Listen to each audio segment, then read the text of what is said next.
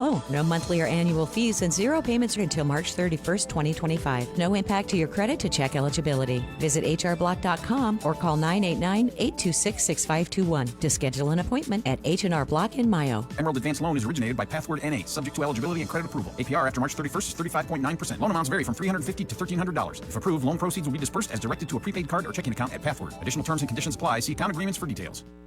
Tune in to WGRY every Thursday afternoon for the Odawa Casino Weekend Ramp-Up. A quick one-minute look at all that's happening at Northern Michigan's destination for fun and entertainment. Odawa Casino, Y101, Up North Sports Radio. It's time for the Northern Michigan High School Sports Scoreboard Show on Up North Sports Radio with your host, Rich Calkins.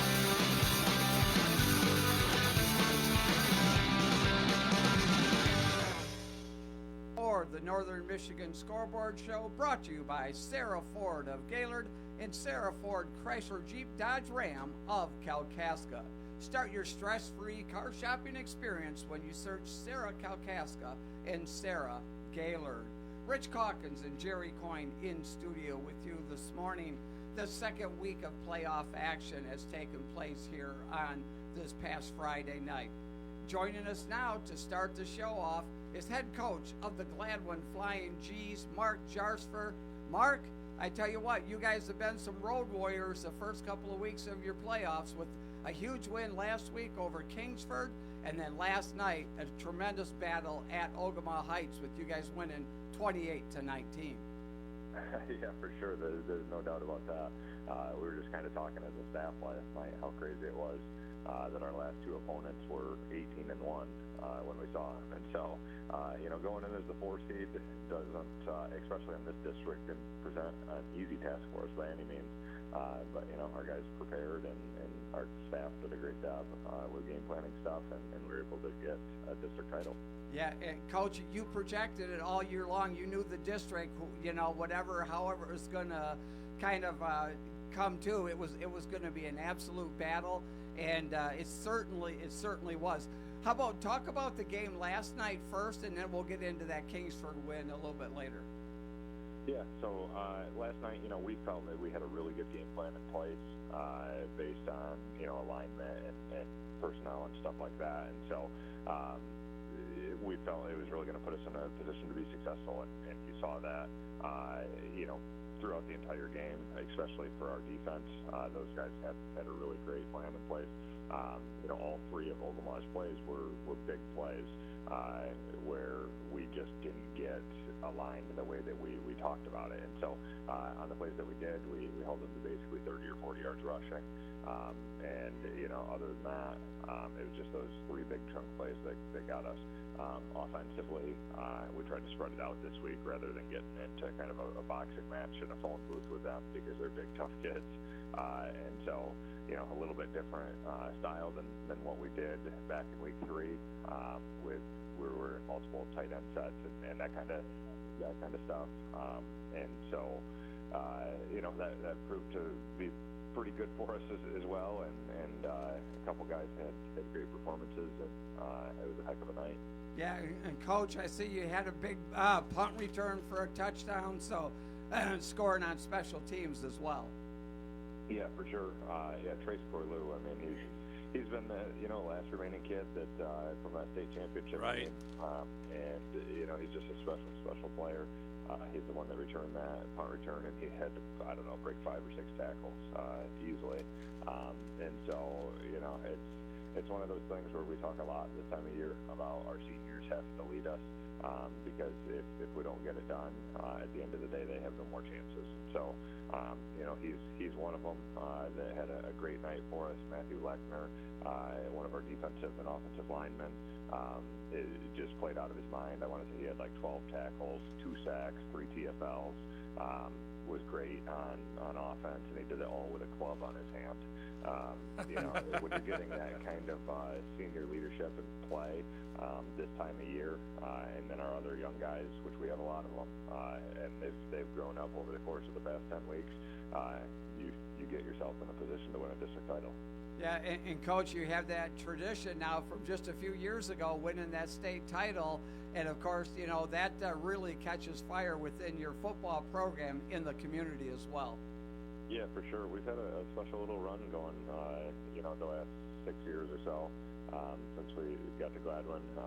This is the third district title in school history, you know, and two since, you know, we've been here. And so, you know, we tell the kids, too, that that's the other thing is winning in the playoffs is extremely hard, and it's not like other sports, you know, where everybody gets in and, you know, you might have some easy games and just depends on your district, whatever. Particularly in football, you know, only 32 teams make it, and so when you win one game, there's only 16 teams left. So to win a district title, it drops it down to the top 8, which is, you know, a pretty special category. When you get to that point, everybody's very, very good. And so, you know, we're pleased with the way that our guys have worked over, you know, the last 5-6 years to get the program in this situation where we're able to compete for these things on a yearly basis. Because they are very hard to get, and it's just a tribute to, you know, their hard work and the assistant coaches and all the people that pour time and effort into this thing. Yeah, Coach, and it looks like it's Frankenmuth next week. yeah, we can't get away from them. Yeah. You know, and when we played them back in week 9, we were really, and not an excuse, but we were really banged up with illness. We had one starter that was gone Monday through Friday, didn't even make it to the game, starting middle linebacker. We had, you know, a two-way starter on the offensive and defensive line that missed Monday through Thursday, so wasn't even at practice, a singular day for that week. And then his backup was out Tuesday through Thursday with you know, illness too. And then there was probably about 5 or 6 other guys that shouldn't have been at practice, but just wouldn't go home and take a break. So, you know, like obviously we still, you know, got beat handedly and that kind of stuff there. But you know, we feel good. We'll make some adjustments, get guys where they need to be. We'll be a lot more healthy and give it our best crack. Yeah, well, Coach, I mean, you know, during the regular season, you got beat by Ogama, too, and you made the adjustments. Yeah. And so, you know, it's obvious that you guys are able to do this. Yeah, the old saying, it's tough to beat somebody twice in football. You know, I'm a basketball player. There's a couple times we played teams 3 or 4 times when you get through the playoffs, and then it gets really crazy. Yeah, no, absolutely it is, because, you know, generally especially in like that Ogama game where you played them so tight and it was 12-7.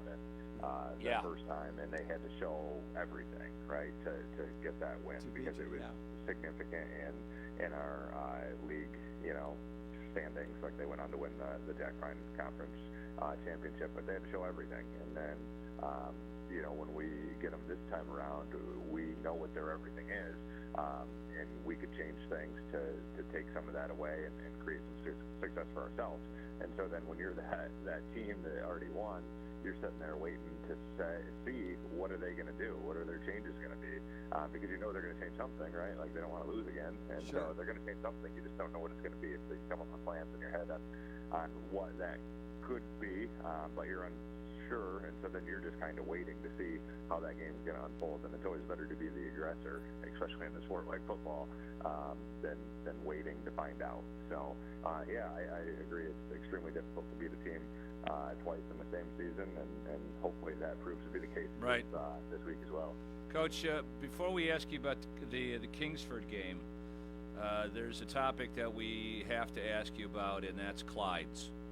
Okay, so did you guys stop at Clyde's after the game or the day before? No, Clyde. No, wow, okay. Yeah. The aura is... yeah, that's they were busy, though. When I went by over to Green Bay, they were rocking and rolling. Yeah, no, we had a long enough bus trip without any stops. So that's one of those crazy trips where somebody has to make it, and more times than not, Kingsford's the team that's coming down to play people and stuff like that. So when you got to do it, you just kind of go with it and make the most of it. Yeah, that was like a 12-hour round trip. Just driving. So. But Coach, what a game! You guys end up winning it on a field goal, 18-15, I believe. Yeah, for sure. That's a really good team too. Up there. I want to say they had won 11 straight home games, and then overall they had won 16 out of their last 17, with their only loss in there being to Frankenmuth last year in the regional finals. And so, very good team up there, very good program. Coach Navarro does a great job. We are familiar with them. We played them in 2022 in the second round for a district title back then. And stylistically, they're very similar to Ogama, just a rough, tough, big, pound it right at you type team.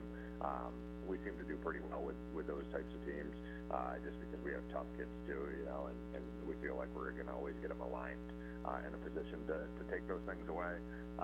And so that's kind of how it unfolded. We caught them quick on a 15-0 start. With some different formations offensively that we haven't shown all year. And then, they adjusted to them, and then it was really hard slug from there. And so, we ended up getting late in that game with it being 15-15. I want to say about 5-6 minutes left. And one of our freshman receivers, we threw a fade ball to. He made a crazy one-handed catch, one of the better catches that I've seen in high school since I've been around. Tipped it to himself and then dove and caught it with the one hand. And then, we ran a couple plays and stalled out there. Had to kick the field goal, made it, but then there was a dead ball encroachment. So I'm like, can I just decline it and get the points? Which of course I know you can't. Don't do that. Don't do that. To re-kick it, and then it went through again. And so from there we were just playing defense for that last 4 minutes. And luckily our guys did a great job there and got out of there with the win. Yeah, so that 6-hour bus ride on the way home was very enjoyable then. Yeah, for sure. We were joking about that too as a staff. On the way home, it's like, we were just one play away in that game from questioning everything and all of that. Like all the things that we need to do with program and what went wrong and whatever. And then, but you make the plays and then it's celebratory and everybody's happy and we're talking about how we're going to play for a district championship. And so it is just funny how how little things can make such a big deal in life. And that's certainly one of them. So we were thankful for the happier bus ride, though, because it was a long one. No doubt about it, Coach. Taking a long bus ride after a loss to end the season is excruciating. Yeah, I would have probably packed myself under the bus. That's when the coaches are. You look over and the coach has got a bottle in his bag. Yeah, they would have frowned upon that, but so what? The season's over, and I'm never going to see these kids again. But yeah, Coach, JC had mentioned earlier, you're going to Frankenmuth, a place you're familiar with. Is that game in Frankenmuth? Yeah. Oh, okay. Yeah, it'll be in Frankenmuth. Yep. We're still uncertain if it's going to be a Friday or Saturday game. We're pushing for Saturday. We just like the extra day of preparation, and Friday is Deer Day too, and yeah. At risk of making us sound like a bunch of hillbillies, a lot of our kids really like that. Sure. Oh no, it's a big deal. Yeah, it's. I don't think they're going to argue with it. Isn't it your decision, Coach? Well, so that's where it gets interesting. So far they have contested a little bit. They would like to play on Friday. I guess they have a big craft show on Saturday there, and so they're just worried about parking and that kind of stuff. And so when you look, the rule is that it has to be 75 miles or more for the away team to have the choice. And so, on 3 routes that I found, they were like 75.0, 76, 78. I think there was one that was 82. But someone, I guess they found one that's 74. So we both emailed the MHSAA, with our cases and all that stuff, decide what they were playing. Holy crap! Wow, it's crazy how it can come down to that close of a thing, right? Like literally a mile. And so, if it helps them at all, I told our AD to let them know I'd buy a bar of goat soap on the way out from the craft show. Yeah. We'll send all the parents into the craft show, if we win. Yeah, that's right. Yeah. Wow, that is. Yeah, that's a wild one, Coach. And to be that close to whether you determine if, you guys get the call or not, that's just wild. Right, yeah, it's something new every year, that's for sure. Well, I would go back and tell them that you have calculated we don't get on the bus there. Yeah, it's that's another, right. It's another mile down the road at the bus garage, so you're wrong. Yeah. Yeah, we'll have to come up with something. Yeah, no doubt. Well, we always appreciate you joining us, Mark. Again, you guys, you're playing your best ball of the season right now against high-quality opponents, and really an impressive couple of wins the last couple of weeks. Yeah, thanks, guys. I appreciate it, as always. Yeah. All right. Coach Mark Jars for the Gladwin Flying G's. Good luck against Frankenmuth. Thank you. Thank you. Yeah, that's, I mean, they. No Clydes. I know, no Clydes. That I know. Well, it obviously worked out for him, so that was good. But they probably, on the way back, it should have been a celebratory Clydes. Well, that's what I'm saying. I mean, they played at 1. Yep. Right? Yep. So, the game's over at 3:30. 3:30. Kingsford to the. Oh, yeah. I mean, they're still open. They're when are you rocking the eating? burger. Did you eat right after? Maybe Right. they ate right after the game. Yeah, I'm sure the kids were probably hungry Yeah. right away. I mean, but is it would have been 2 hour? snack time until Clyde's. I don't know. Yeah, that's what I would have done is Yeah. like give them orange slices Yes. right after the game. Hey guys, trust me, it's well worth the wait. You guys just trust me on this one. Eat a snack now. There you go. We're all getting really, the little package of peanut butter crackers, yes. and then you get the Clyde's burger. And Yes. it'll be worth the wait. Yeah. And So. it's good. But yeah, he's done such a great job with that program. Oh yeah. He's literally put them on the map. You know what I mean? Really, Gladwin. They were always solid program, good, big, strong kids, farm kids, a lot of that. And now they're playing, championship level football. I wonder if I should have asked them. I wonder how much they put into the appeal to the MHSAA. Yeah, it's also opening of gun season. Yeah, which again, Gladwin's a hunting community. Yeah. It's a big deal. It really is. It's a tradition that. Yeah, they probably don't have school. From generation, exactly. I mean, no school around here that I know of is open on opening day. Right. And I don't know, and maybe I'm wrong, but Frankenmuth to me doesn't appear to be as much of a hunting community. Probably per se. not. Yeah, and so it's tradition, it's all of that, and like you said, these schools up north, a lot of them do not have school on opening day of deer season. Yeah, I mean, we could have asked them that, but I'd be willing to bet a lot of money that Gladwin is closed on that day. Absolutely. I mean, absolutely. So because they found out a lot of kids weren't coming to school on opening day, and so they're like, well, why don't we Gun plan? Safety Day. Yes, that's a teacher in-service day, and the kids are free to and the do telet's all aren't about- showing up either. Right, exactly. So yeah, it's yeah. well, good for them. Yeah, they're doing awesome. So let's take a break. When we come back, we'll have some more. We'll have catch up with the local scores. Some interesting, really interesting games in our listening area. We're going to have Coach Samantha Mullet on from Bear Lake, who had a winning season this year. Can't wait to talk to her. Oh, I know. What is that? She's talked to us in the past, and she really had a phenomenal season for Bear Lake. Yeah. All right. You're listening to the Northern Michigan Scoreboard Show, brought to you by Sarah Ford of Gaylord and Sarah Ford Chrysler Jeep Dodge Ram of Kalkaska. Hi folks, Jim Jeffries for Michigan Trailers in Traverse City. It's summer sell-down savings time right now with up to $5,000 off the tremendous selection of trailers in stock and ready to roll. All prices are clearly marked on over 150 units. The best selection of utility trailers plus the best service, parts, and accessories all at Michigan Trailers. See us today on US 31 South across from Menards, Traverse City, or visit us online at michigantrailer.com.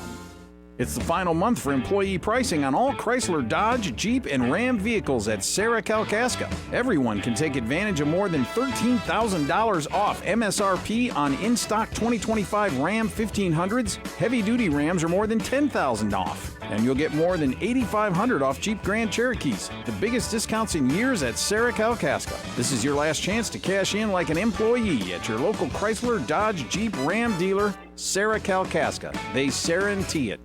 The Traverse City Record Eagle supports WCMU Public Radio in Traverse City with Total Access Record Eagle subscriptions. Total Access means home delivery of the printed paper, plus on-demand access to local and breaking news and other community publications online or on the app. Find out more at record-eagle.com/subscriptions or call 231-946-2187. That's 231-946-2187. The Traverse City Record Eagle proudly serves 13 counties in northwestern Lower Michigan. The most festive start to the Christmas season is at the Grayling Christmas Walk, November 16th. Join Blarney Stone Broadcasting on Michigan Avenue, downtown Grayling from 5 to 7 for the Christmas Light Parade and the lighting of the Grayling Christmas tree. We'll have the Spin to Win wheel and register you to win great prizes from Blarney Stone Broadcasting. Meet Santa and real reindeer.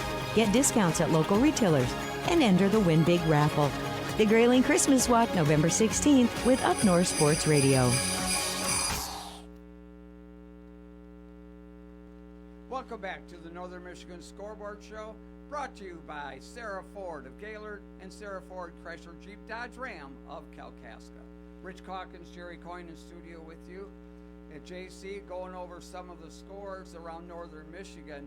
Really one of the big ones, and that both teams were really good. Unfortunately, one of them was going to have to go home, was that Kingsley-Boyne City matchup. Yeah, it's the main story on the Record Eagle. We'll see if James Cook, he's actually talking back, so it looks like he'll come on. Okay. So we won't discuss that much. The other big game is Petoskey continues to roll. They sure do, JC, with the 38-10 win over Mount Pleasant. So yeah, that Petoskey team is, yet to lose. Every win that they have, they're setting records at Petoskey for wins in a season. And it's something to, the Salitis kid is the real deal there that plays for them. He's running all over the field. Yeah. So they're, that's really having a tremendous season, is the Petoskey Northmen. Yeah, no doubt about it. I don't know if I'm taking a look at this article. I don't know who they're lined up to play next. Yeah. Yeah, James will join us at 10:45, Rich. So okay, good deal. We'll get an in-depth look. We didn't get. I don't know. Did you watch the? Did you go online and watch that last night? I did not. Okay, I know you. I was going. I did. Right. I was kind of following the Gladwin game, to be honest with you, and that's fine. I'd seen some things with that. So, but it was again a great night around the north. A game that we thought, JC, McBain had a tremendous season. Yep. But they came up on the short end of a 27-7 score against North Muskegon. That was no surprise there, really. No surprise there. Yeah, North Muskegon. Oh, by the way, Mona Shores got beat last night. Yeah, I know. I was. I had to check it out. No, I'm going to call their AD. Where the AD at Mona Shores and I are having a little spat, folks, because they didn't let our Rich and JJ into the press box for the game last week. Yeah, but once we got there, it's a tiny I don't care. It was. It was once we look at this, we're like, yeah, we get it. We get it. For a Division II team, and you have this little hut here for your press box, but also Beale City and Glen Lake played a good game. Yeah. And Beale City beat Glen Lake at Glen Lake 21-14. They did. So good win for the Aggies there. They will continue on. Reed City and Standy Sterling. Standy Sterling, one of those teams that plays, of course, in that Jack Pine Conference. Reed City won this one 41-32.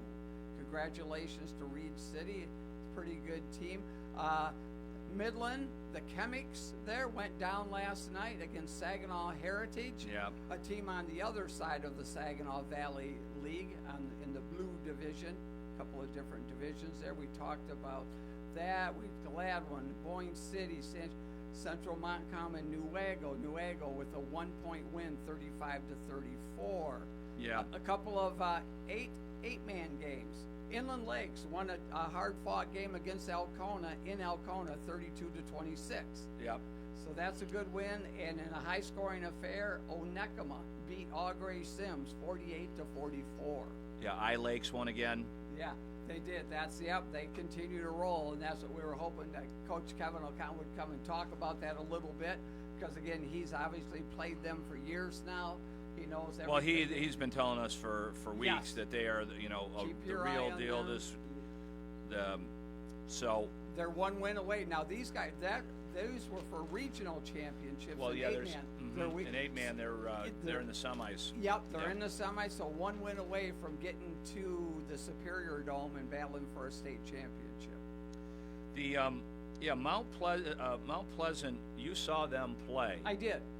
And it didn't look like they gave much competition to this Petoskey No, team. that's what's really interesting is, again, this not seeing this Petoskey team this year. Yeah, we got to get a hold of that coach. Yeah, that would Yeah. that would be good. Yeah, they're having so much success for sure that gonna have to try and figure that out for sure. Well, I'm trying to figure out when I look at the teams that won in Division II, who they would play next week, Right. and I'm gonna do a little. it's probably going to be Saginaw Heritage would be my guess. Yeah, could be. It's either going to be Saginaw Heritage or or Portage Central would be the way I would look at the bracket, because the other teams are in Division II, like Groves housed Seaholm yesterday in a backyard brawl that I'm familiar with, and Warren De La Salle is great again. Yes. They rolled a Grosse Pointe South, so you've got some Gibraltar Carlson is in there. That's a very good program. Oh, it is. Yeah. Petoskey plays DeWitt. Ooh. Yes. Okay. Yeah, and they beat Lowell. Yeah, that Right? was yes, it was. Yes, that's what the matchup was, and beating a good Lowell team. Yeah. We know what DeWitt's all about. Mhm. They've produced a lot of D1 athletes. Where's that game at? That's going to be at DeWitt. Uh-oh. Yes. Okay. That's too bad. That is at that Memorial that's an Stadium. undefeated Petoskey team. Yeah, DeWitt's got a loss, don't they? Yeah, I'm gonna check out how their season went. I'm pretty sure that DeWitt. Well, they're 11-0. Okay, well, there you go. That's trying. Yeah, to I'm see. sure they had more points than Petoskey. Yes, Yeah. exactly. Yeah, 49-35, high school against Lowell. Yeah. With two really good teams, that had to be an entertaining affair. Both of those teams have made multiple visits to Ford Field. So, is that going to be a Friday game? We don't know for sure. That's To be way longer. determined. That's way longer That's than way 75 long, miles. That's right. Yes, So- they don't. They're outside that 75-mile buffer. Yeah, there's for no sure. question. So Petoskey gets to make It's the their choice. Yeah. Yes. Yeah, and again, that unique thing that Mark Jarsford brought up. It's open next Friday, opening day of Yeah. deer season. It's going to throw a wrench into a lot of people's plans. That's for sure. it just will. That's what's happening. Well, they've got to play the game. Yeah. So if you're going to make it to Ford Field, you're going to beat some stiff competition. That's absolutely right. Yeah, you look at what these teams have to go through, the gauntlet that they have to get to. It's going to be well earned if they're playing on Ford Field the weekend of Thanksgiving. That's for sure. Yeah. That had to be a heck of a game. Yeah, no doubt. So, but In our back, I'm trying to see any other games that we may have missed, Rich. For people that are listening today, like we didn't really mention, Frankenmuth won 37-7 against Belding, so that's setting up the game that with Gladwin. yes. And we will have all our eyeballs peeled on that. Pontiac Notre Dame rolled Corona. They just won the state championship in soccer. In soccer. They are becoming a real powerhouse They're in really paying in attention D5. to their sports, aren't Yeah, they? Yeah, and mhm. you hear them now, like you said, in multiple sports. When just a few years ago, maybe you started to hear about them a little bit. Now they're winning championships. So congratulations to Yeah. them on a district championship in football. And like you said, they beat Elk Rapids in a soccer championship. Yeah. Last weekend. In that D5, talk about the cream rising to the crop. Whoever wins that Frankenmuth game, the Frankenmuth Gladwin game, has still got lots of big boys to play. Armada beat Hazel Park 52-0. Wow. That's Armada used to be a massive power. They haven't really been. They haven't lately. They have not, but maybe they have obviously found the secret sauce to get that program rekindled, and so good for them. Yeah, Gabriel Richard beat Romulus in that bracket there. Grand Rapids Catholic Central beat Grand Rapids West Catholic Central. Yeah, there's a game. Oh my gosh, exactly. Everybody had the rosary beads out during that game. And then Kalamazoo United beat Berrien Springs 41-22. That Berrien Springs team beat St. Francis this year. Okay. Yeah, remember? that's yeah, right. they went all the way down there. They did. Yes, they did. So the D5 is going to be bare knuckles fight all the way to Ford Field. Yeah. We mentioned the Boyne City, so they're going to in Division 6. Boyne City beat Kingsley. Reed City, you announced that game already, right? Yes. Yeah. So Newaygo won.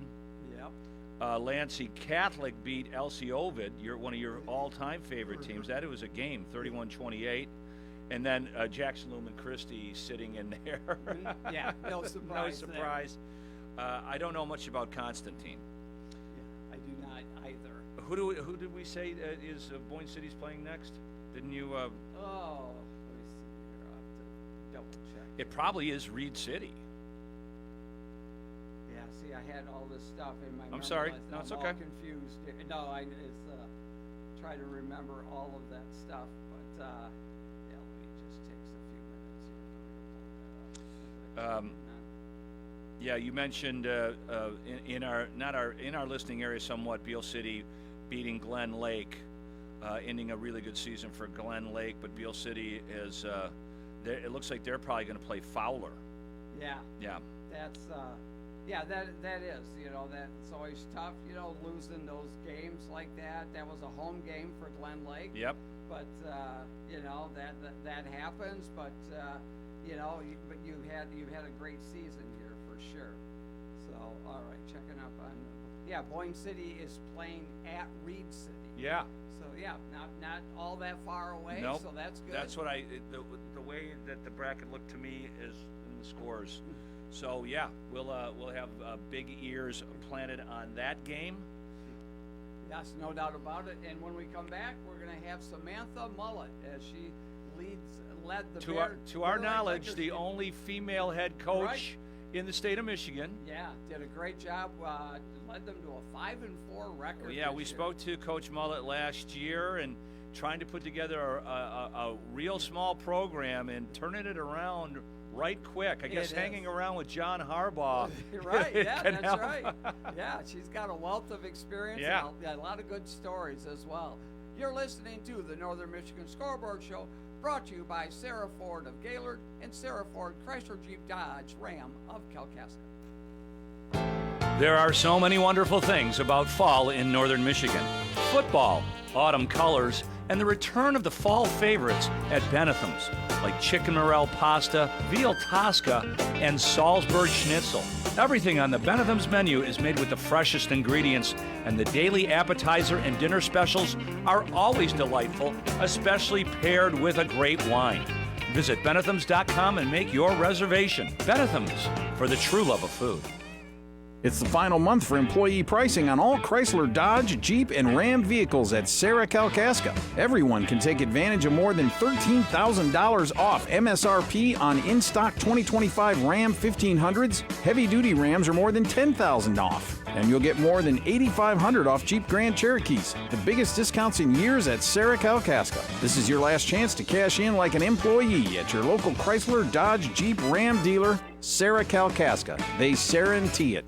Sports fans, check out UpNorthSportsRadio.com for all your Detroit sports action. Get full schedules for the Wings, Pistons, Tigers, Lions, and U of M football. Catch Friday Face-Off live and hit the links with JC on episodes of Finding Fairways. Our high school sports guru, Rich Calkins, hosts the High School Scoreboard Show. And don't miss Traverse City West Titan football and boys basketball action. Catch games live or see past episodes on the podcast page. Real sports fans, go to UpNorthSportsRadio.com. Welcome back to the Northern Michigan Scoreboard Show, brought to you by Sarah Ford of Gaylord and Sarah Ford Chrysler Jeep Dodge Ram of Kalkaska. Rich Calkins and Jerry Coyne in studio with you, and joining us now is the head coach of the Bear Lake football team, Samantha Mullet. And Sam, we talked to you last year a little bit. You know, you're kind of at the ground level with this program and getting a win or two here or there. But congratulations on a 5-4 season. Man, you really got this program rolling. Thank you. It was a great season for us, and we finally kind of found the flip. So we had a lot of fun with it this year. Yeah, no doubt about it, Coach. I mean, your final game of the year, you win 71-0. I mean, over Ashley. I mean, holy cow, Coach. I mean, not only are you winning some ball games here, but you're scoring some points, and the kids absolutely have to be having a ball. They were. We had a lot of fun the last couple games of the season, picking up some wins over teams that we've never beat in our 8 years. In the Ashley game, we had 12 different kids that were able to score. Wow. And we're just doing it with a lot of fun and hopefully with a lot of pride and sportsmanship, too. Yeah, not a lot of people can say in a football game, Coach, that 12 different kids scored. Yeah, it was a wild night for sure. Yeah, no doubt. The water boy came out and got one. Yeah, he would have if I would have let him. Yeah, but Coach, talk about the growth of the program. You know, when we talk to you, share with our listeners again. We haven't talked to you since last year, but some of your background and your experiences, because it's so interesting. Yeah, so I started my coaching career here at Bear Lake as the offensive coordinator, and then was able to have some great opportunities and work with the Baltimore Ravens, the Buffalo Bills, and I spent a year down in South Georgia coaching down there 7A football at Tift County High School. Wow, and 7A. Now we're back at Bear Lake as the head coach, which is a lot of fun. Yeah. Coach, do you know if there's another female head coach in the state or across the country? I don't believe there are any other in the state right now. I know there are a couple across the country in different places. I can't think off the top of my head where they are, but I know there's a couple across the country. Just a very cool experience. Yeah, that's got to be a small fraternity. Yeah. I think so, yeah. Yeah. But, Coach, okay, talk about your team this year a little bit, about, who are some of the major contributors, and then also looking forward to who you have coming back for next year. Yeah, we had a lot of key guys this year, honestly, as is always the case with 8-man. Sure. We had a lot of kids buy in the off-season into our summer work this year, and it really paid off. So we had a lot of kids that really just kind of popped this year. We picked a couple kids up from Manistee Catholic Closing, just some high-character kids that kind of came in and helped reinforce our culture. And sure. A lot of big stuff. We're losing 6 seniors and an exchange student. But we have a really strong class coming back next year that'll be our seniors. There's 8 of them that were juniors this year and really played a big role for us. So we're excited to see all of those guys back. So what is the number going to look like for next year's team, Coach? We'll be right around 24 again. Good. That's good. Another big year for us. Yeah. Yeah, last year we finished with 9 guys suited up for the last 3 games, which is wild. But next year, this year we had a big year, and next year we should have another good year, and then we'll see how it goes from there. Well, success breeds. Yeah. I'm sure you've got a few more kids that when you get it rolling a little bit, more kids want to come out for the team and be part of something special. Absolutely. We picked up 3 new ones this year that were not freshmen that decided to come out. Awesome. Which is awesome. They ended up being big contributors for us. So. Yeah, forget soccer. Let's get back on a football field. Well, we don't offer soccer. Okay. There you go. It's for our boys. It's football or cross country. And we had on the football team we had 25. So for us, that's about 50% of the boys' population is out playing football. That's great, Coach. That's because I know some 11-man teams that they're happy if they get 25 players. So congratulations. So, any thoughts, Coach? Any thoughts with that amount of kids to having a JV program as well? We played a couple JV games this year, which was a first for our program, so that was kind of fun. Yeah. They were 1-1. They won one, lost one. Next year, we're looking to schedule a couple JV games because we're looking at the same size, but we're looking at our numbers and we're kind of feeling like this is a bubble. And right. The following year, we'll be kind of back down to our usual 13, 14. Gotcha. Yeah. So we don't want to jump the gun and go too far into a JV, but we also are trying to make sure we give those kids the right opportunities when we do have those bigger years. Yeah, that playing experience, Coach, for those younger kids, it's just so invaluable as they progress to getting more time at the varsity level. Absolutely, yeah. The 2 JV games this year we had made a huge difference for our guys. Those younger guys being able to get live reps against people their size and their skill level. It was fantastic. Yeah, I mean, you don't gain a lot sitting on the bench, not getting into varsity games, unless, of course, you have a swamp kind of victory like you had in the last week of the season. But I'm just kind of drawing a few parallels, Coach, to the way St. Mary's runs their program. My son played football for them, and they run a really good 8-man program, but they have limited kids as well. So they try to run a JV program, but the numbers can get crunched every other year or so. Yeah. JV or 8-man just really kind of fluctuates, and it really depends on even which kids you have because of the way the 8-man game just kind of plays out. But St. Mary's is doing a heck of a job up there for sure. We played them last year, right? Or 2 years ago, sorry. Yeah, and they're doing a heck of a job up there. Love what they've got going. I think that was a game that they put together on the fly because they had a forfeit. Is that what happened, Coach? Yeah, I believe so. Yeah. I think it was something crazy. Yeah, and we ended up going up there and having a ton of fun, even though we lost. It was a ton of fun. It was a good game. Yeah. Yep. Coach, I know you referenced your experience with the Bills and the Ravens, and do you get a Super Bowl ring if the Ravens or the Bills go? Is that? I do not. The biggest perk I have right now is being able to talk to some of those guys and still be in touch with them, and just kind of having that connection with them is really fun. And discounted tickets on occasion, Wow. Always nice, Coach. Always nice. That's not a bad drive to Buffalo to, if you can get in there. Yeah. It's not. I think I went 2 or 3 times last year. Really?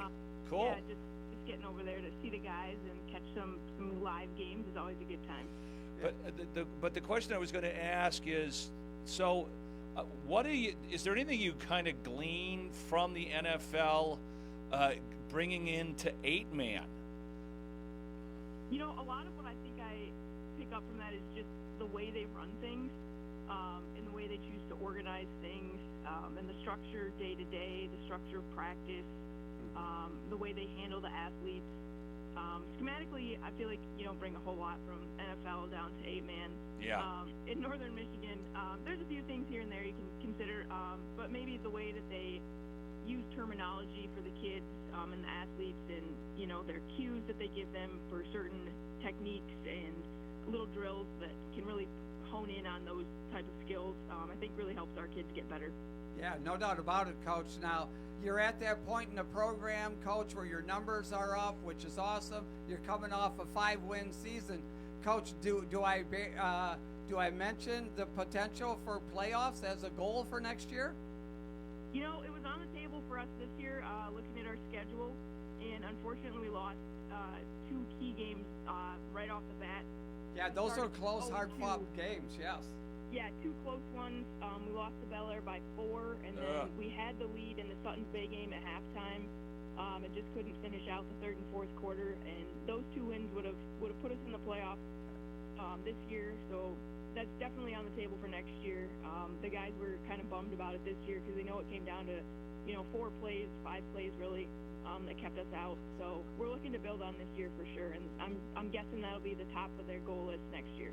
Yeah, and Coach, obviously that's big-time motivation when they're in the weight room here in the off season. Absolutely, yes. We are lifting every day just about now, so big things coming. Well, that's awesome, Coach. Congratulations. The turnaround, I mean, without being, coy or cute, the fascination with having the first female head coach or the only female head coach in high school in the state, just bypassing all of that and creating a program, I mean, just fantastic stuff. Thank you, guys. Really appreciate it. A lot of it comes down to the boys just really giving it everything they got, buying in, doing what needs to be done. It's just been a great year. Yeah, no doubt. Well, Samantha Mullet from Bear Lake, continued success, and looking forward to talking to you next year. Absolutely. Anytime. All right. You guys. Coach, what's your nickname? What's the Bear Lake what? Lakers. Okay. Yeah. Yep. All right. Thank you. Yep. Okay. Good. Success in the off season, Coach, and those road trips over to Buffalo. Absolutely. Thank you. All right. Thank you. Yeah. This is a true success story. Yeah. That's what that is. I mean, no question. For her to obviously have a connection with these guys and quality football in her experience and going. She talked before her dad was a coach. Right. So coaching is in her blood. So that's super cool for her to be able to her do brothers internships. played. Yes. The last story. But, I'm just glad it's not a novelty at all. Not at all. Yeah. Nope, it's the real deal. She's sticking around. Went through some rough years there for sure. Yeah, and now last year, what did they win one game last year? Yes, exactly.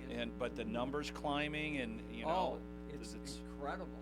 And Manistee Catholic closing. That's how it's helped St. Mary's with the Alba kids. They always get like 2 or 3 kids from Alba, and that makes a huge difference in exactly. 8-man football, especially if you get a quality. Like she said.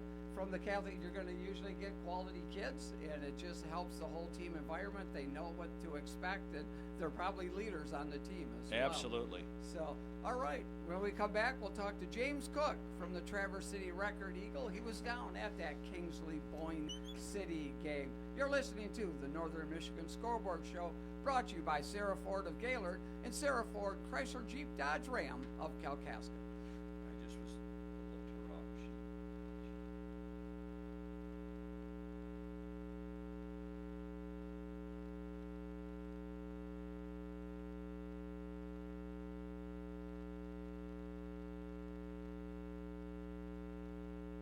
The Traverse City Record Eagle supports WCMU Public Radio in Traverse City with Total Access Record Eagle subscriptions. Total Access means home delivery of the printed paper, plus on-demand access to local and breaking news and other community publications online or on the app. Find out more at record-eagle.com/subscriptions or call 231-946-2187. That's 231-946-2187. The Traverse City Record Eagle proudly serves 13 counties in northwestern Lower Michigan. Autolab behind Jay's in Gaylord has a state-of-the-art laser alignment system so you can squeeze every gallon of gas out of your tank. Proper alignment, proper tire pressure, and perfectly tuned engines results in maximum gas mileage. AutolabGaylord.com. AutolabGaylord.com. It's the final month for employee pricing on all Chrysler, Dodge, Jeep, and Ram vehicles at Sarah Kalkaska. Everyone can take advantage of more than $13,000 off MSRP on in-stock 2025 Ram 1500s. Heavy-duty Rams are more than $10,000 off. And you'll get more than $8,500 off Jeep Grand Cherokees. The biggest discounts in years at Sarah Kalkaska. This is your last chance to cash in like an employee at your local Chrysler, Dodge, Jeep, Ram dealer, Sarah Kalkaska. They guarantee it.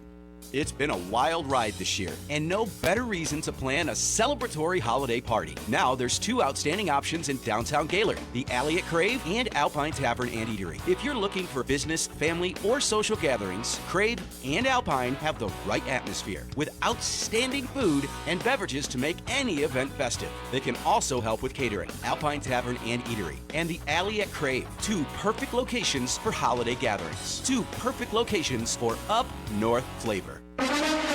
Score! Lions Thanksgiving Day tickets in Comfort Center's Touchdowns on Turkey Day giveaway. Comfort Center furniture stores in Grayling, Gaylord, and Prudenville are giving you the chance to score a pair of tickets for the Lions Thanksgiving Day game at Ford Field against the Bears, November 28th. Plus a $100 gas card. Relax in a Comfort Center recliner or on a state-of-the-art adjustable bed base while you scan the in-store QR code and register to win. You have until 3 p.m. on Friday, November 22nd, but you must register in the Comfort Center stores in Grayling, Gaylord, or Prudenville. There's no purchase necessary. JC will announce the winner between 5 and 6 p.m. that day on JC's Friday Free-for-All on Q100 Michigan. For complete contest rules and details, click the Comfort Center's Touchdowns on Turkey Day graphic on the Up North Sports Radio homepage. Score Lions Thanksgiving Day tickets in Comfort Center's Touchdowns on Turkey Day giveaway from Up North Sports Radio. Welcome back to the Northern Michigan Scoreboard Show, brought to you by Sarah Ford of Gaylord and Sarah Ford Chrysler Jeep Dodge Ram of Kalkaska. Rich Calkins and Jerry Coyne in studio with you. And joining us now is sports writer extraordinaire James Cook from the Traverse City Record Eagle. And James, as usual... No guru? Yeah, no. He's extraordinary. There. You're the guru. I Okay, I want to make sure. Yeah. Okay. You picked the right ball game to go to last night, James, as you were there in Kingsley watching Boyne City beat Kingsley 21-15. Yeah, that was a heck of a ball game. It was just a pretty good defensive battle the whole time.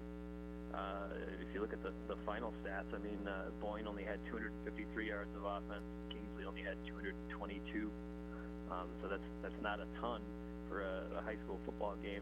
And but Boyne did it when it mattered in the second half. They trailed 15-6 at halftime, I think it was, and Kingsley kind of was looking pretty good and looking in control. And then Boyne City just kind of turned on the Jets on defense and made some changes and went away with it in the second half.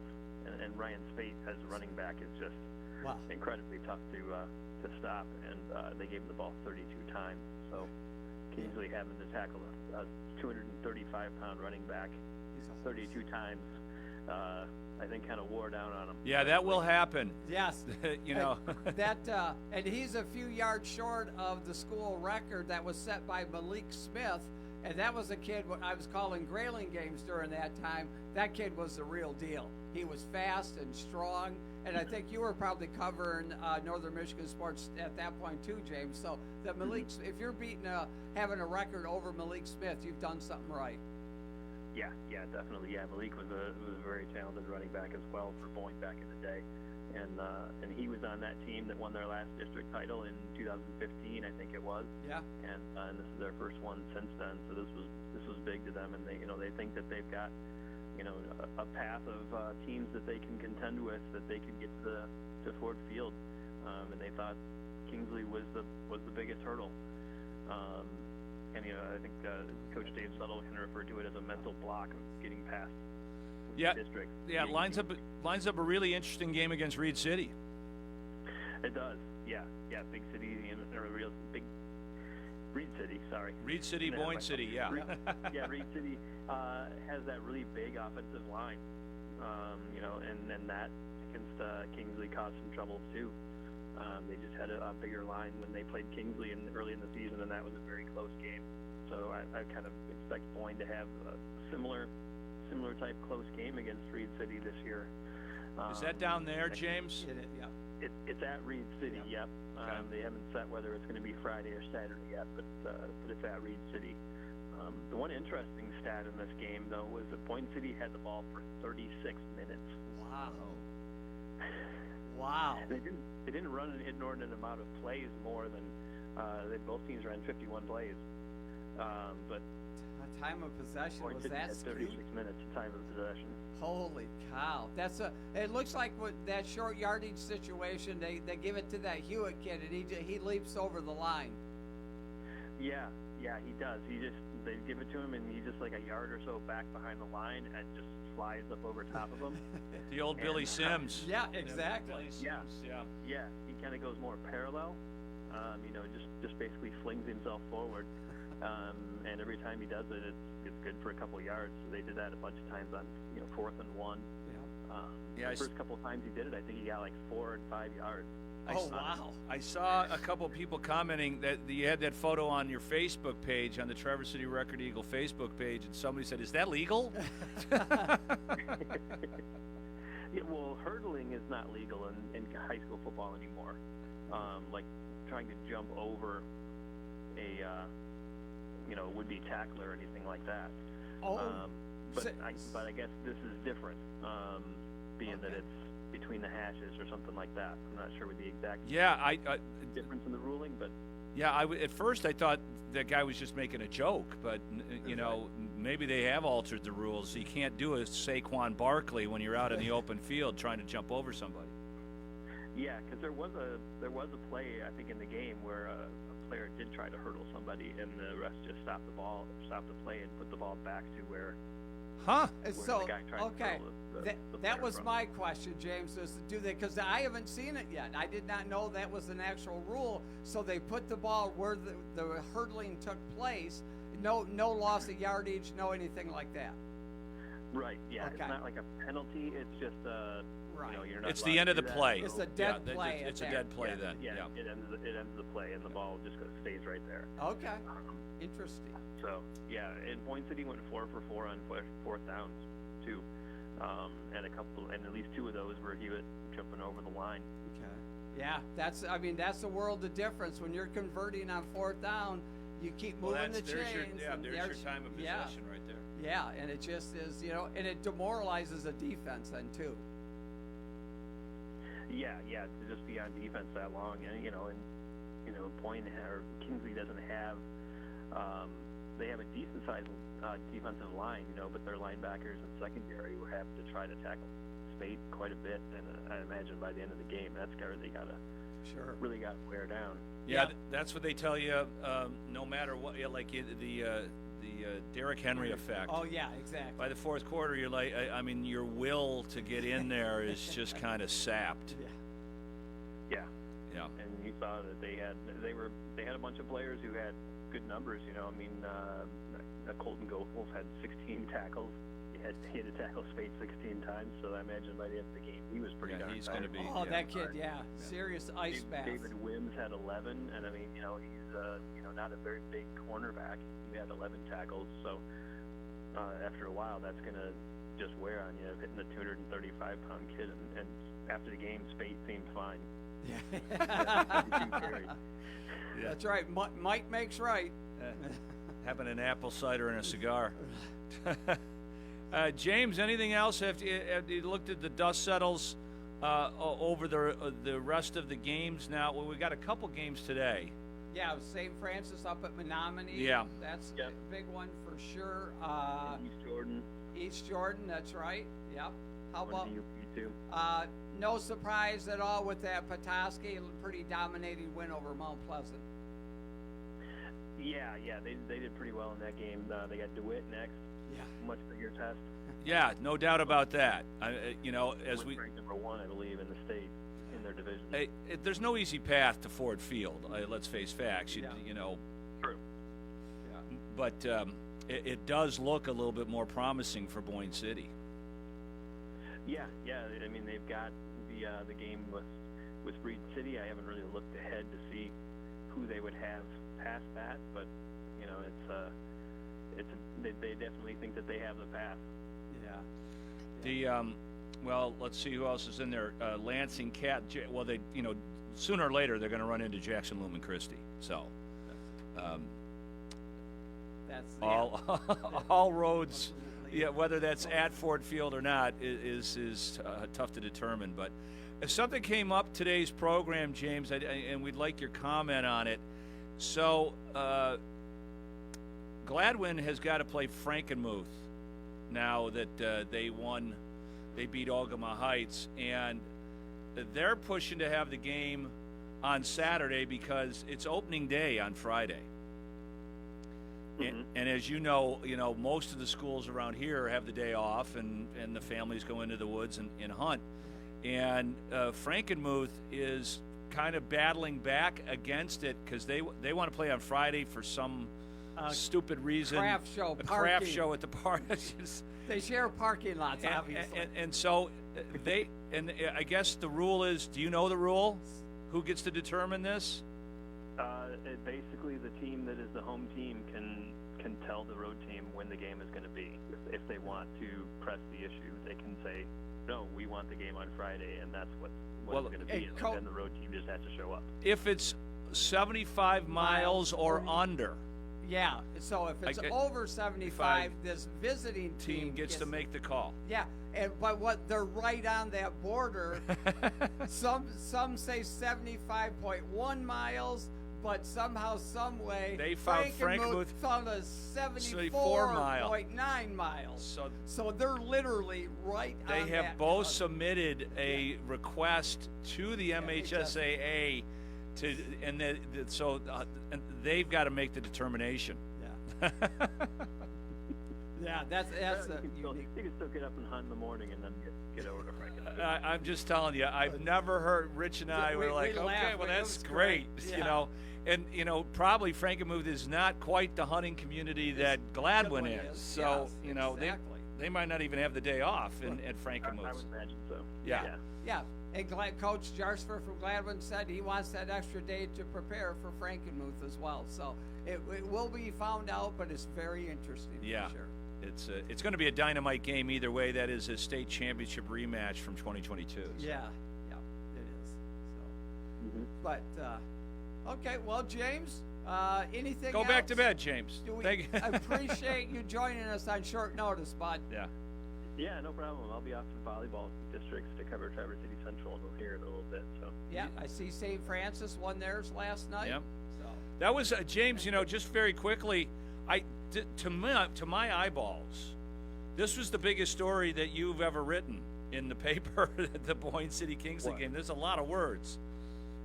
Oh yeah, it was pretty long. It was like 44 inches long or something. Yeah, I like good. I mean, it's great. It's a great article. You've got a lot of facts in here, and the first time ever a playoff game loss at Kingsley, and so yeah, good stuff. Obviously, and I'm sure the house was packed. Oh yeah, it was. Yeah, Rhodesfield was completely packed there, and it was a great atmosphere and everything, and normally my stories hit about 30 inches. Yeah. And one was 44. That's so, like I said. Yeah. It looked to be. Your fingers were in hyperdrive. Yeah, going away. So. Yeah. We're going to have Coach War on next week. Yeah. I don't know. I know he's getting to the end of his coaching life, so it'll be interesting to see what he has to say next week about where he's headed and where Kingsley's headed. Yeah, I don't know. I don't think it's something where he's going to be stepping down or anything. It sounded like he wanted to still coach for a while, but but he wanted to have somebody in place to replace him, so that when he does decide not to coach anymore, that there's somebody there. Yeah. And the program keeps going and keeps winning without him. Yeah. Yeah. He's kind of indicated to us in the few times we've had him in the last couple of years that he's not going to be there that much longer. I mean, he's already in the Hall of Fame, for Christ's sake. Yeah. I mean, yeah, that's true. So. And he's got a daughter who's in high school right now. Yep. So. Yeah. Yep. His youngest daughter. Yeah, you got to make those decisions. What's best for the family, for sure. Some coaches never give it up, though. No, they don't. It gets in their blood. They can't. Yeah. They step away for a year and they go crazy. I got to get back into it. Yeah. Because their minds. Did you see what happened for the Oakland Raiders? Like they fired their whole offensive staff last week, and they brought back Joe Philbin and really? What's his name, Norv Turner. Oh wow, we're going back. Yeah, I mean those guys on the practice field. The coaches are in wheelchairs.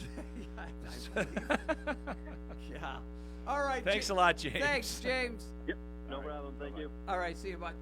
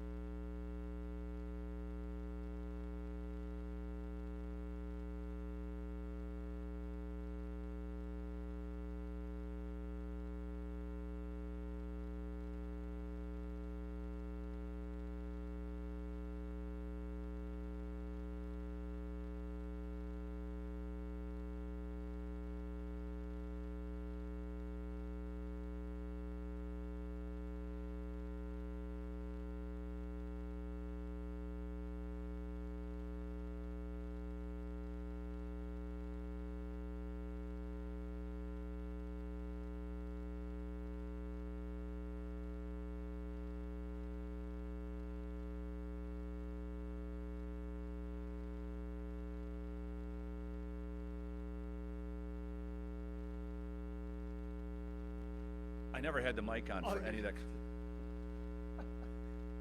This has been the Northern Michigan High School Sports Scoreboard Show, presented by Sarah Ford of Kalkaska and Gaylord for stress-free car shopping. Join us next Saturday at 10 with host Rich Calkins. Nobody loves high school sports like Up North Sports Radio. He gets him in trouble, but he's got a rocket arm, 20 touchdowns, 328 yards per game. He's got 2 stud receivers, a great tight end. And to me, this Alabama secondary has looked vulnerable all season. We saw earlier in the year, Western Kentucky, South Florida, they had guys wide open. Western Kentucky that was before they made the QB change. South Florida, Byron Brown just missed like 3 or 4 wide open guys. Wisconsin's quarterback gets hurt, and then they get in conference play. We saw what Georgia did to them in the second half. Vandy puts up 40. South Carolina can't throw the ball, and then Tennessee's the best passing attack they faced, and I don't even think Tennessee looked that good, and they beat them. And then obviously Missouri's quarterback got hurt, and the whole offense just died. But Alabama's strength is up front, and Ole Miss or LSU has an elite offensive line. They have 2 first-round tackles. Nussmeier's only taken 4 sacks all season. He moves great in the pocket, so I don't think Alabama's going to put pressure on him. And I think Nuss will be able to hit those deep throws we saw teams earlier in the year not be able to hit. And then for the Tigers, their defense has been better, I think, of late, especially against the run, and that's the biggest key to this game is keeping Jalen Milroe's legs in check. He has seemed a bit banged up in the last few weeks. He had the bye week, so hopefully he's full strength. But to me, that's the biggest challenge for LSU is stopping Milroe, because I think Nussmeier will hit big plays. I do kind of like the over, but then you look at Death Valley at night, and I get Alabama's had success here, but that was with Nick Saban. Now Brian Kelly comes in.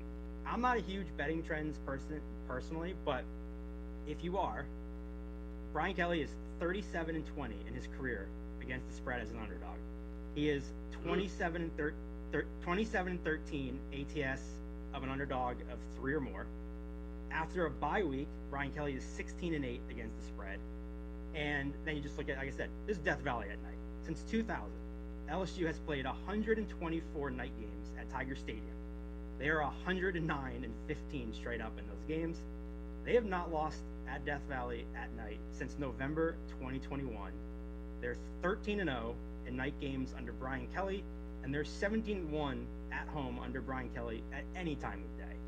So this is just such a difficult spot for Alabama going on the road here against probably the best passing attack they've faced all season. And I think that inexperienced young secondary is going to have some issues trying to stop Nussmeier in this LSU passing attack. Some great trends insight there. I know my co-host Grant Paulson's been to the Bayou there, I think for a night game too, right? Haven't you been to Death Valley? I'm very jealous. Right. Bucket list spot. I was making sure Grant wasn't at that one loss in 2021. I don't know. Were you there? Was that the one you went to? I was not. I went and saw Jaden Daniels before he came to D.C., so I got to see a lot more of Jaden Daniels here recently. But here's the bad news. I can only half claim that I went to a night game in Baton Rouge, Mike, because my wife and I have wanted to do this forever and ever, and I surprised her. But the only game we could go to, we've got young kids, schedules aligning, I think it was a UAB game. And so it wasn't like a SEC game or anything, but I was like, all right, we'll go see UAB. It'll be fine. It was like a November game a couple years ago. And it rained all day. So there was like no real tailgating. The vibes were not what it was supposed to be. Now, I will say when the game started, it was still electric and it was awesome. But like there was no tailgating, no nothing. We were on campus. We saw them walk down the hill. We went and saw like Mike 7 or whatever the Tiger's name is on campus. So it was cool. Is it true they're having a live tiger? Aren't they back to having a live tiger for this one tonight? Is that what I've seen? Yeah, it's not Mike though. It's like some fake tiger. It's not Mike. I don't know who it is. But it's a live tiger. They haven't had a live tiger in a while. Yeah, I think that's new. We're talking to my guy Anello over at Action Network Insight for College Football. You mentioned potentially quarterbacks where they could get drafted. Well, a guy that a lot of people think could be the first quarterback drafted is over at Colorado, of course, in Shedeur Sanders. They're in the top 25. Go to the Big 12 for a second, because Grant and I briefly touched on this, that I think Colorado is now not getting talked about enough after all the noise last year and not having the results to back it up. Now the results are there. They're ranked. They actually have a decent path to get to a Big 12 title game. And if you get to that game and you win it, you're going to the college football playoff. So here they are on the road, 4.5-point favorites at Texas Tech. It's the Texas Tech team that upset Iowa State a week ago. So how do you see the Buffs right now? Yeah, I agree with you. It's kind of weird how last year they were like all anyone talked about and they were terrible, and now like they're actually good, and it seems like they're not getting talked about as much as they probably should be. This is an interesting one for me. I have no real bet on this. I think feeling wise, if I had to bet it, I'd probably lean over just because I don't really trust either of these defenses per se. The Big 12 has just been so weird all year where I feel like just when you think a team's rolling, they lose. So like the idea of laying, I don't think I'd lay 4.5 with any team in the Big 12 against any other team in the Big 12. I feel like that's just kind of the way the conference has gone. Texas Tech especially, you mentioned the big upset last week. That's kind of, I feel like, been their MO where I think they're good enough to pull off upsets when they're a dog. So I do kind of like the idea of backing them in those spots, but I also don't trust them when they're a favorite. So that's kind of how I feel like I've attacked Texas Tech, I mean, basically since Mike, what's his face left there, the Pirate. They've kind of been that weird team where they don't live up to expectations, but then they're good enough to kind of be plucky. So that kind of scares me away from the Colorado total, especially because it's really jumped up. I think it opened like 2.5, something like that. It's up to 4.5 now. That's a little too much for me. Personally, I want to see Colorado win just because I think they're fun and good for the sport if they're in the mix. They're kind of like a WWE team at this point. So I'm rooting for them, but no play for me. Would lean over, but it's kind of a stay away spot. The Big 12 just scares me in general. It's just chaos. Another intriguing game here is BYU at 9. They obviously don't have much margin for error. They're laying 3.5 points against Utah. That's a tight spread against an unranked team. They're minus 162 on the money line, I believe, with a total of 40.5. What do you think about that game? So this is another one where I'm passing on it because it's kind of a brain versus heart type play where when you watch these BYU games and look at the box score and, predictive metrics, and it's like, how are they winning these games? I feel like they get outplayed every game. They kind of luck box their way into like fluky turnovers and kick return touchdowns. Like, I mean, the Kansas State game was bananas, and the Baylor game, they almost let Baylor come back. They've had a lot of weird games where they're definitely due for negative regression. It's just they've been due for negative regression for 6 weeks, and it's kind of scary to like jump in front of that train. I know a lot of people on Utah, and I don't disagree with them. I just don't have the stones to step in front of this BYU team. It's kind of like, in baseball when you're chasing expected ERA and a pitcher that you know is due for negative regression, but they somehow seem to overperform every week. Basically the whole Kansas City Royals staff this year, not to have a little baseball crossover, but you're like, there's no way Lugo and Walker are going to keep doing this all season, and they just like did. And if you bet against them chasing that negative regression, you lost a lot of money. And Utah's looked really bad, but they're at home. I think they can run the ball. I lean Utah. I think BYU is due for a loss, but I don't think I have the stones to take it. This is a late night game, so maybe after a few drinks at 9:45, I'll throw it on the card. But for now, I'm too afraid to step in the corner right now. Yeah, look. There's a reason why Hawaii is one of the most bet on college football teams. Yeah. A little bit later on at night, people are chasing their losses. They've been drinking a little bit. I get it. Mike, appreciate you coming on the show, man. Thanks, guys. Thank you again for having me. That's Mike Iannello over at the Action Network, a sports betting writer, also host of Big Bets on Campus podcast over there at Iannello21 on Twitter, X, whatever we're calling it these days. But go ahead, Grant. Come for the college football. Stay for Gold's Kansas City Royals catching a little shrapnel. How about that? I wasn't expecting that at all. Oh my goodness! I had to refrain. I was like, you know what? Now's not the time and place. I thought Kansas City. I could see Kansas City Gold. I could see you. How dare you say something negative about a team from Kansas City? I thought you were going to bounce. By the way, Michael Walker back on a 3-year deal, baby. He's back. We'll see. We'll have plenty of time. That should go really well. That'll go well. Yeah. All right, up next, let's get back to the NFL, though, here on Countdown to some of the marquee games coming up tomorrow afternoon. How are we betting them? That's next here on Bet You Well. Retired or retiring soon? How much money do you need to live comfortably? Retirement Planners of America is here for you. Would you like to have financial peace of mind? Here's how. Step 1. find out the amount of money you'll need to retire. Step 2, have a plan to get there. Step 3, make sure that plan can take advantage of market gains but protect you from market losses. Discover how to do all 3 with a free consultation at 800-508-6108. That's 800-508-6108. All investments involve risk, including losses. Past performance does not guarantee future results. All right, gentlemen, this is Emmett Smith on behalf of Depend, and I've got the perfect play. Run straight to your doctor's office for a life-changing catch. Because when prostate cancer is caught early, it's up to 99% treatable, and one blood test might be all it takes. And now through November, Depend is donating to the Prostate Cancer Foundation for select purchases. Talk about a great play.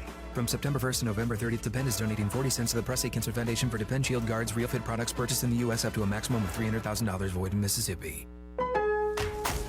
Lowe's honors our military community this Veterans Day and every day. To say thank you, verified military members, veterans, and their spouses get 10% off everyday purchases, plus free silver key status with My Lowe's Rewards. It's our way of showing our gratitude to the brave people who have and continue to serve our country. Learn more now at lowes.com/military. 10% discount can't be combined with another offer. Exclusions, terms, and conditions apply. Loyalty program subject to terms and conditions. Details at lowes.com/terms. Subject to change.